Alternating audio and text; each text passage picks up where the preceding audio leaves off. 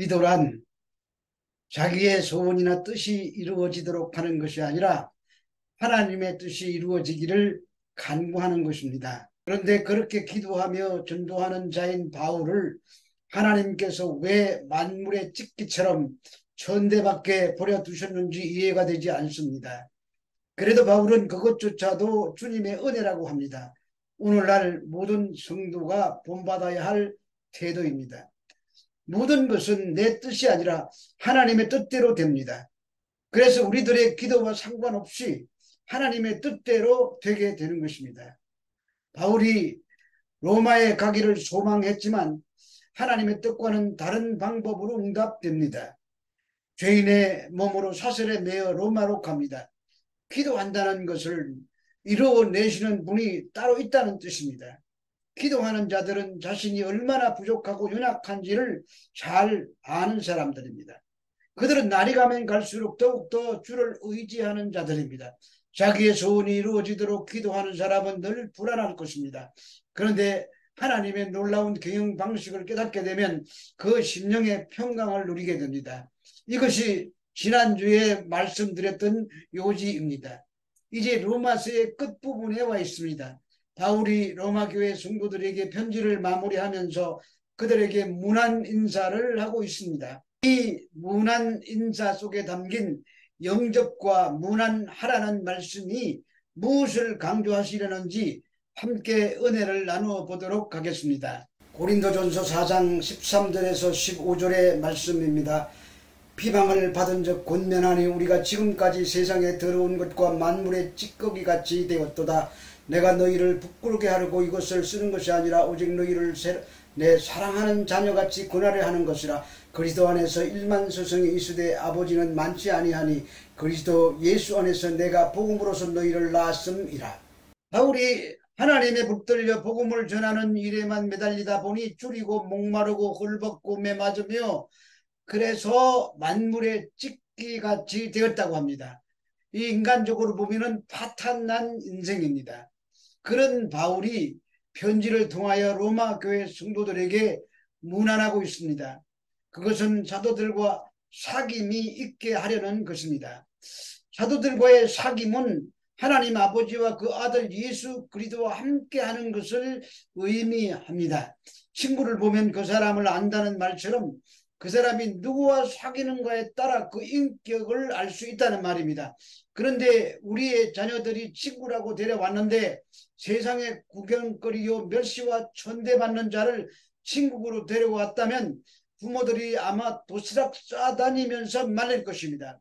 그러나 바울의 사도의 이런 모습을 보고서 그와 사귐이 있고 문안이 있다는 것은 사람으로 힘으로는 되는 일이 아니라는 말입니다. 외부에서 대단한 능력이 작용하기 때문에 가능한 것입니다. 제정신으로 만물의 찢기 같은 사도와 사귈 사람은 없을 것입니다. 그래서 바울 사도와 사귀다가 떠난 자들이 많습니다. 디모데후서 1장 15절에 아시아에 있는 모든 사람들이 나를 버렸다는 말씀이 있고 디모데후서 4장 10절에서도 대만은 이 세상을 사랑하여 나를 버리고 데살로니가로 갔다고 합니다. 그런데 끝까지 떠나지 않고 바울과 함께한 자들도 있었습니다. 그들은 한 몸이기 때문에 떠날 수가 없었던 것입니다. 교회는 그리스도의 몸입니다. 새롭게 창조된 성도는 그리스도 안에서 한 몸을 이루는 지체들입니다. 그래서 영접하며 그래서 교제하고 문안해야 하는 것입니다. 세상 사람들은 자기들의 혈연, 지연, 학연, 취미와 기호를 따라 이합 집산을 만듭니다. 그러나 교회는 그런 모임으로 모이는 것이 아니라 자기 공로가 하나도 없고 오직 예수 그리스도의 보혈의 공로로 하나님의 백성된 자들이고 그들이 한 몸이기에 차별이 없이 문안해야 하는 것입니다. 로마서 16장 1절에서 2절의 말씀입니다. 내가 겐거레아 교회 일꾼으로 있는 우리 자매 베베를 너희에게 추천하노니 너희는 주 안에서 성도들의 합당한 예절로 그를 영접하고 무엇이든지 그에게 소용되는 바를 도와줄지니 이는 그가 여러 사람과 나의 보호자가 되었음이라. 겐거리아 교회의 일꾼인 자매 베베를 청구한다고 합니다. 교회의 일꾼이란 헬라어로 디아코논 데 에클레시아에서인데 교회에서 섬기는 자, 사역자라는 의미인데 디아코노는 여성 목적격이기 때문에 여자 집사라는 뜻입니다. 집사 직분은 대부분 남자들이 맡은 직분이었으나 후에 여자들도 집사로 임명되었습니다. 당시 교회에서 여자 집사들은 신방과 고아와 가부를 돌보는 일, 그리고 병든 자와 가난한 자들을 돌보는 일과 또 남자들의 소리 제대로 미치지 못하는 일들을 독립적으로 담당했다고 합니다. 바울은 지금 로마 교회 성도들에게 베베라는 여집사를 청거하면서 주 안에서 합당한 예절로 영접하라고 합니다. 바울은 로마에 갈 계획이 있었으나 곧바로 갈 처지가 안 돼요. 베베 집사를 통하여 편지를 전달하려 한 것입니다. 그리고 그가 여러 사람과 바울 사도의 보호자가 되었다고 합니다. 바울 사도가 어떤 지경에 있었는지는 알면서도 바울과 복음 전하는 자들의 보호자가 되었다는 말입니다. 이것이 한 주요, 한 성령이요, 한 몸임을 증거하는 것입니다. 그래서 무엇이든지 그에게 소용되는 바를 도와주라고 합니다.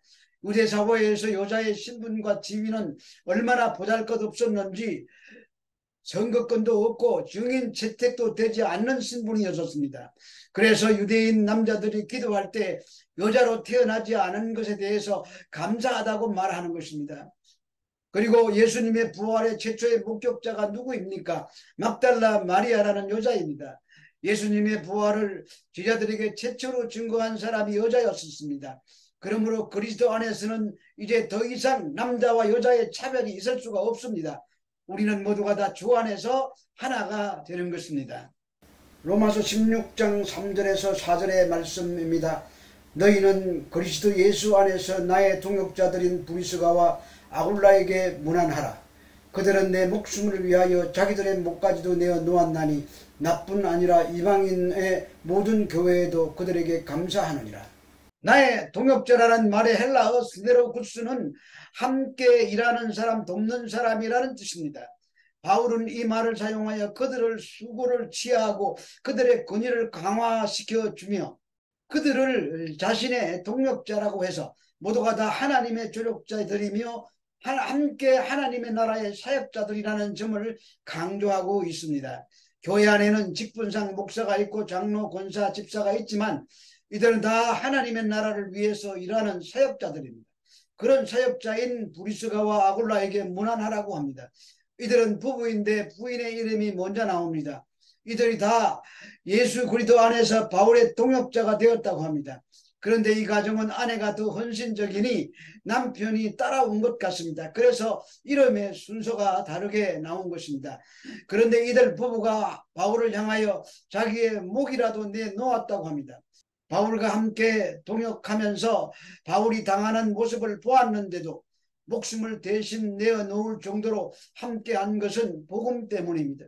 복음을 받았기에 그 복음이 목숨보다 귀한 것을 알았기에 목숨까지 내어놓게 된 것입니다. 로마서 16장 5절에서 8절의 말씀입니다. 또 저희 집에 있는 교회에도 문안하라. 내가 사랑하는 에베네도에게 문안하라. 그는 아시아에서 그리스도께 처음 맺은 열매니라. 너희를 위하여 많이 수고한 마리아에게 문안하라. 내 친척이요 나와 함께 갇혔던 안드로니오와 유니아에게 문안하라. 그들은 사도들에게 존중 여기고 또한 나보다 먼저 그리스도 안에 있는 자라. 또 주 안에서 내 사랑하는 암블리아에게 문안하라.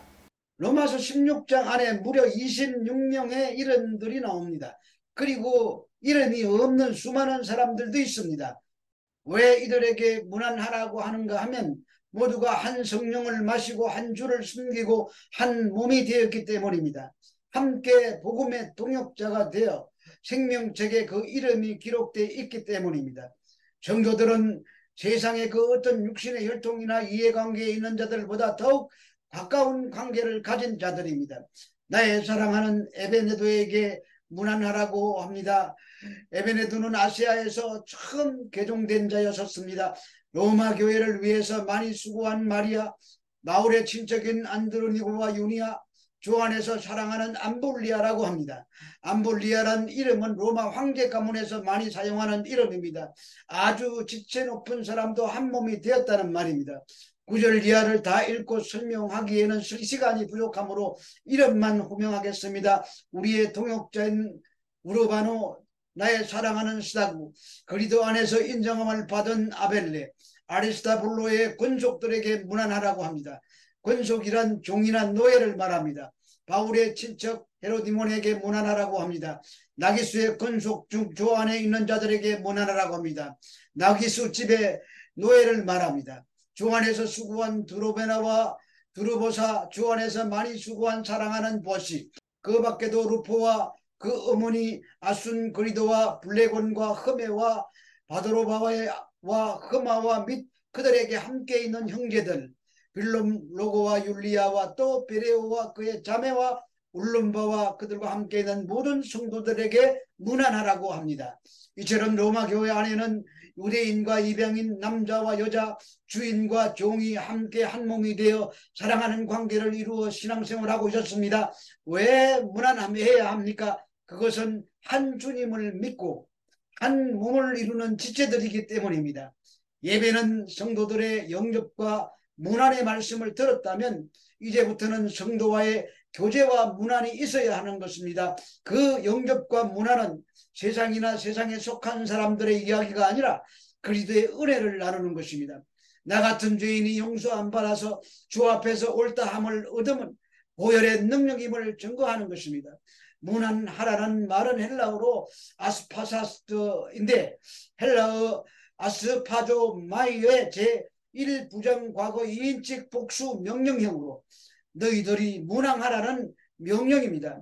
누가 해야 합니까? 당신이 아니고 내가 먼저 하는 것입니다. 바울은 이 인사를 사랑의 표현만큼이나 매우 중요하게 여겼습니다.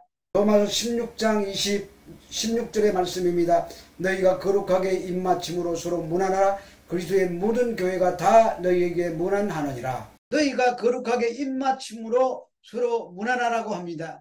그리스도의 모든 교회가 너희에게 문안한다고 합니다. 우리는 어떤 인사를 하고 있습니까? 거룩한 문안이 있습니까? 점심을 함께 먹으면서 무엇을 입었는지 무슨 머리를 하였는지가 중요하지 않습니다. 하나님의 나라는 먹고 마시는 것이 아니라 의와 희락과 평강입니다. 그래서 성도는 지위나 부자나 가난한 자나 지식인이나 황제나 친척이나 부족한 자나 다 한 형제요 자매로 주 안에서 문안해야 하는 것입니다. 형제를 영접하고 문안하는 것은 그리스도인이라면 누구나 다 해야 할 사랑의 교제인 것입니다. 우리가 정말 지옥 가야 할 마땅한 죄인이었는데 주님의 십자가로 용서함을 얻었다면 그 하나님이 그저 주시는 은혜의 영광을 우리가 우리의 평생에 오고 오는 세대에도 다 말하기에 부족할 것입니다. 하늘을 두루마리 삼고 바다를 먹물 삼아도 다 기록할 수 없는 그 사랑이 성도의 영접과 문안 속에서 더 풍성하여 지기를 주 예수님 이름으로 축원합니다.